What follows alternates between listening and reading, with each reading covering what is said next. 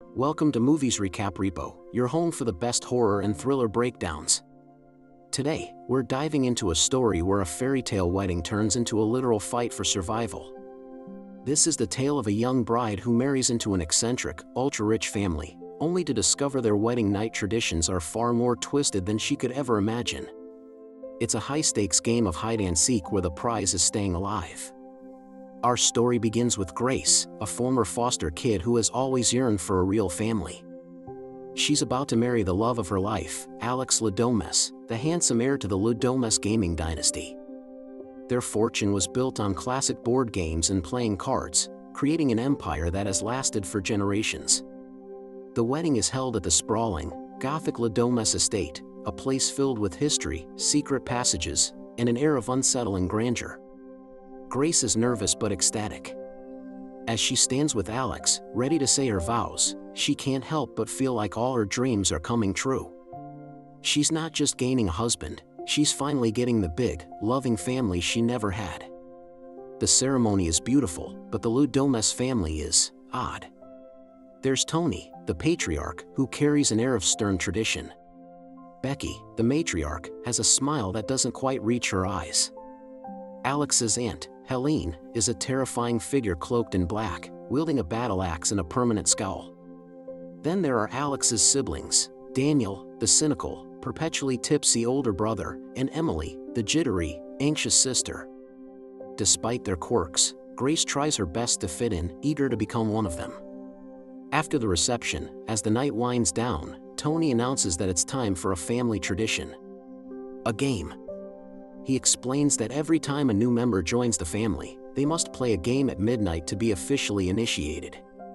He presents Grace with a mysterious, ornate wooden box. Inside, there are blank cards. She must draw one card, and whatever game is written on it, the entire family will play. Grace, thinking it's a harmless, quirky ritual, reaches into the box. Alex seems unusually tense, and Daniel looks on with a grim expression. Grace pulls out a card and reads the elegant, handwritten script, hide and seek. For a moment, there's a flicker of relief. It's just a simple childhood game. But the family's reaction is anything but playful. Aunt Helene lets out a chilling smirk, and the others exchange dark, knowing glances. The atmosphere in the room shifts from eccentric to menacing. Tony explains the rules. Grace has until the count of 100 to hide somewhere in the vast mansion. The rest of the family will seek her. The game ends at dawn. Unsettled but still trying to be a good sport, Grace agrees. As a vintage song begins to play on the estate's gramophone, Grace runs off to find a hiding spot. She giggles to herself, finding the whole thing a bit silly. She finds a perfect hiding place in a dumbwaiter, feeling a little thrill from the strange, old-fashioned game. Meanwhile, downstairs, the family arms themselves. Tony, Becky, Daniel, Emily, and Helene gather in a room filled with antique weapons. They grab crossbows, pistols, and axes. This isn't just a game, it's a hunt. And Grace is the prey. The truth is revealed, this is a satanic ritual. The Ladomes family made a pact with a mysterious benefactor named Mr. LaBelle generations ago. In exchange for their immense fortune, they must perform this ritual every time a new person marries into the family. If they fail to find and sacrifice the new member before dawn, the entire family will die a horrible death. The hide-and-seek card is the only one that triggers the deadly hunt. The family spreads out, their footsteps echoing through the dark, cavernous halls. Grace, still hidden in the dumbwaiter, overhears the commotion. She peeks out just in time to see Emily, coked up and clumsy, accidentally shoot one of the maids, mistaking her for Grace. The horrifying reality crashes down on her. This isn't a game. They are trying to kill her. Panic sets in. Her beautiful white wedding dress, once a symbol of her dreams, is now a bright white target. She has to survive until dawn. Alex, horrified that the deadliest card was drawn, feels trapped by his family's curse. He had hoped for a simple game of checkers. Now, he's desperate to save his new wife.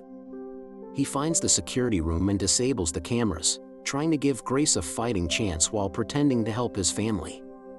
Grace's survival instincts kick in. She rips the bottom of her dress for mobility, swaps her elegant heels for a pair of sneakers, and begins her desperate flight. She's no longer a naive bride, she's a survivor. The mansion, which once seemed like a fairy tale castle, is now a labyrinth of death traps. She encounters Daniel, Alex's brother, who seems conflicted. He's drunk and jaded, disgusted by his family's tradition. He doesn't actively help her, but he also doesn't immediately give her away, hinting at a conscience buried under years of cynicism. Grace manages to get a shotgun from the weapons room, turning the tables slightly.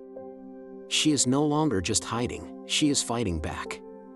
She outsmarts the bumbling Fitch, Emily's husband, and uses her wits to navigate the mansion's secret passages, which Alex had shown her as a child. One of the most intense moments comes when she falls into a pit filled with the skeletal remains of past victims. It's a gruesome confirmation of how many times this horrific ritual has been performed. Crawling out of the pit, covered in dirt and grime, Grace is reborn. The pristine bride is gone, replaced by a warrior determined to see the sunrise. She finally makes her way to the stables, hoping to escape the estate grounds. But she's cornered by the family's butler, Stevens. Just as he's about to capture her, Grace fights back with ferocious intensity, knocking him out and escaping into the woods. Her hope is short-lived. She's spotted and captured. Drugged and dragged back into the mansion, she wakes up strapped to a ceremonial table. The family, dressed in ritualistic robes, prepares for the final sacrifice. They chant and prepare to end her life to save their own. They hand Alex a ceremonial dagger, demanding he do the honor. But Alex, truly in love with Grace, refuses. He defies his family and frees her, choosing her over their cursed legacy. Just as it seems Grace and Alex might escape together, they are cornered by Daniel. But in a shocking twist, Daniel helps them. He's finally chosen a side. He helps Grace, but his mother, Becky, shoots him in the neck for his betrayal. As he lies dying, Daniel looks at Grace with a sense of peace, having finally done the right thing. A chaotic fight breaks out. Grace manages to get the upper hand, fighting her family with everything she has. In the struggle, she sets the mansion on fire. The flames begin to engulf the ancient house, a symbol of the family's corrupt legacy finally turning to ash. As dawn approaches, the family has Grace cornered one last time. Tony screams that it's too late. The sun is rising, and their pact is broken. One by one, in a spectacular display of karmic justice, the members of the Le Domes family explode in a shower of blood and gore. Aunt Helene is the last to go, letting out a final, furious scream before she too combusts. Grace watches in stunned silence, covered from head to toe in the remains of her new in-laws. The curse was real. As the mansion burns around her, the ghost of Mr. LaBelle, the entity behind the curse, appears for a brief moment and gives a nod of approval before vanishing. Grace, blood-soaked and in her tattered wedding dress, walks out of the burning estate as the sun rises. Police and emergency services arrive, staring in disbelief at the gruesome, surreal scene. A paramedic asks her what happened. With a chilling, hollow laugh, she simply replies, "In-laws." The shocking ending leaves us with a lone survivor, a bride who went through hell and came out the other side. She didn't just survive her wedding night, she dismantled a corrupt dynasty, all before her honeymoon could even begin. Thanks for watching our recap of this cult favorite. What did you think of the family's explosive end? Let us know in the comments.